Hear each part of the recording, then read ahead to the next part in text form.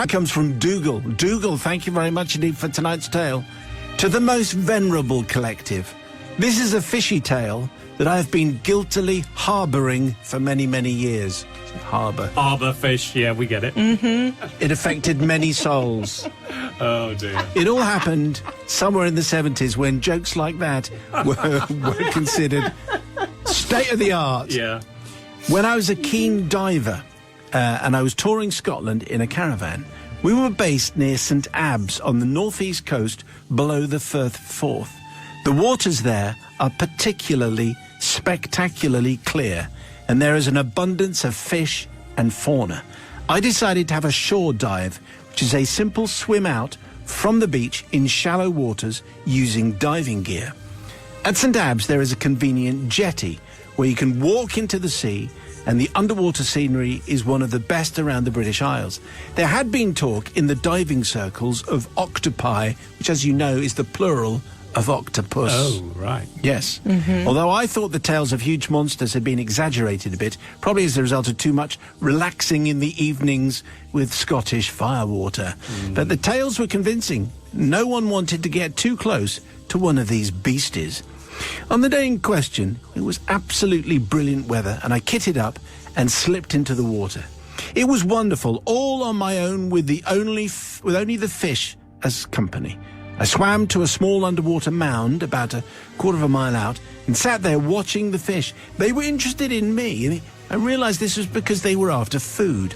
Looking around, I saw some sea urchins, which I quickly dispatched with my diver's knife and fed to the fish.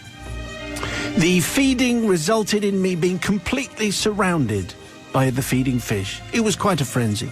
Then I saw in the distance 2 divers returning to the jetty. They were quite a way off, and I thought that I could show them how the fish beg for food. I thought they'd be interested.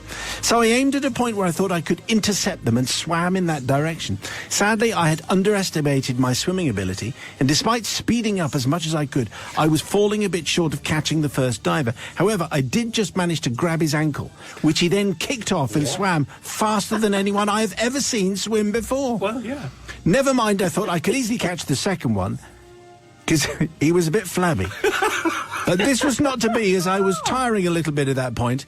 I just managed to get within a hand's length of the last diver and just got hold of his foot. This had an unfortunate and alarming result. He suddenly swam incredibly hard, harder than the first, and I instinctively gripped tighter. This had an even more spectacular effect, with a flurry of arms and legs thrashing about, causing me to be flung off. He then disappeared into the distance at an extraordinary speed. I then slowly swam to the jetty, disappointed.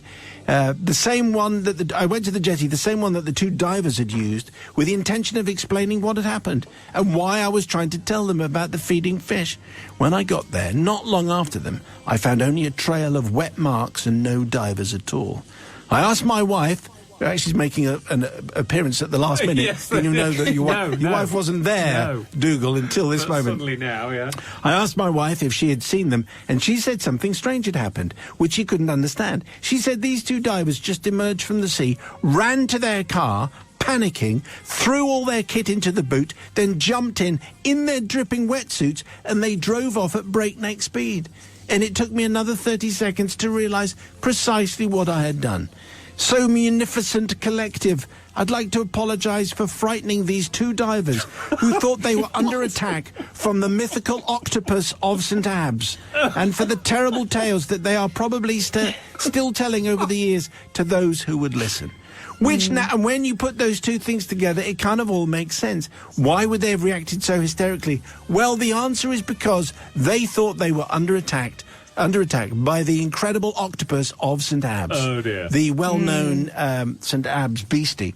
Anyway, so I'm not sure that Dougal behaved quite the way you would expect an underwater diver to behave. But anyway, St Abbs sounds fantastic. What do you say, Sister Susie, from the pub with her rosé?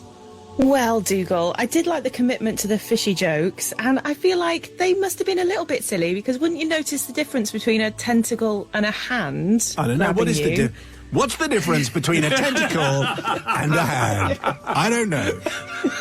However, there's a few things here. You called the second diver a bit flabby. That's not very nice. No. And also, you left your wife on the side of the jetty. Why didn't you Yes. take her diving? So for that reason, not forgiven. Okay, Brother Matthew. Flabby divers, seen them live, very good. I am at a loss here as to work out what exactly Dougal did wrong. Number one, you're absolutely right, Susie pointed out. Surely an experienced diver knows what a hand on his ankle feels like, as opposed to a tentacle from an octopus. And also, the running away in the car. Did they think the octopus was going to give chase? Yes, they can. That's what they thought. They can. And they thought they were in the car. Oh, better drive quick, because you know what those octopuses are like on dry land. They can. They could. Against me. You haven't seen the speed. Austin Allegro.